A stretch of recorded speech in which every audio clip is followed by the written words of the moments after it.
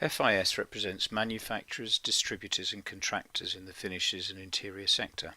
Our members make buildings into schools, hotels, homes, offices and more.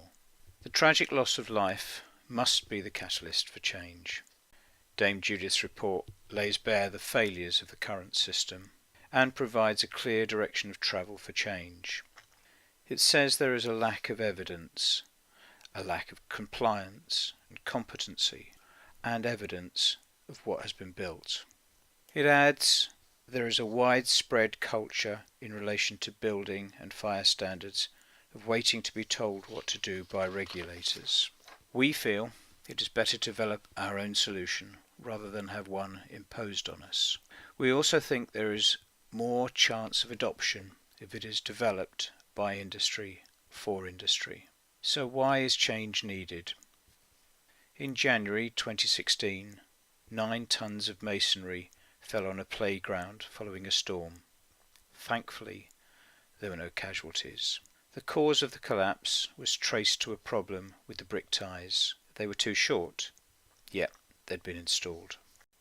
The inspector writing the report realized if this was wrong, what else could be incorrectly installed?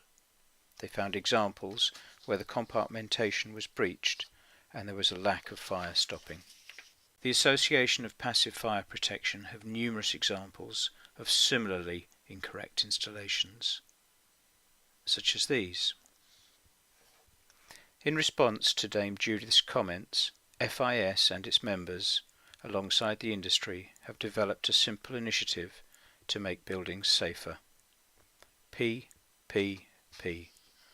Product, Process, People. Product. Evidence that the product specification has been compiled with, and that there is a copy of test evidence and the delivery note. Process. A photographic record of the installation process to evidence that it was carried out in accordance with the manufacturer's instructions. And people. A record that the installation teams are competent as evidenced by their CSCS cards.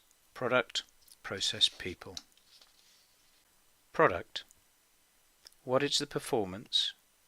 What are the interface details? What is the specification? What test evidence?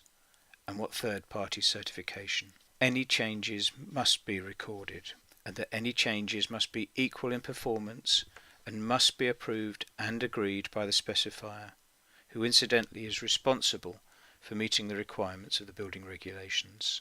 The process is about gathering evidence, starting with a copy of the specification, a copy of the test evidence, which should be from a UCAS approved test facility, details of the construction and the interface details, the delivery note to ensure that what has been agreed is what's been delivered, and importantly, site progress photos, especially where construction details are covered up in the final construction. We have designed this process to work with any construction system, from foundations to structure, including fire stopping. We think this process will raise awareness of the issues before they're hidden, such as these incorrect brick ties. If it doesn't look right, it probably isn't. Any evidence of compartmentation should be included. Information about who installed the work should be gathered and recorded too. And although competency is being defined, we can at least capture details from their CSCS cards. These cards clearly identify operatives as labourers, skilled or managerial. We may find in future that prescribed competency schemes will be mandated on life and fire critical installations.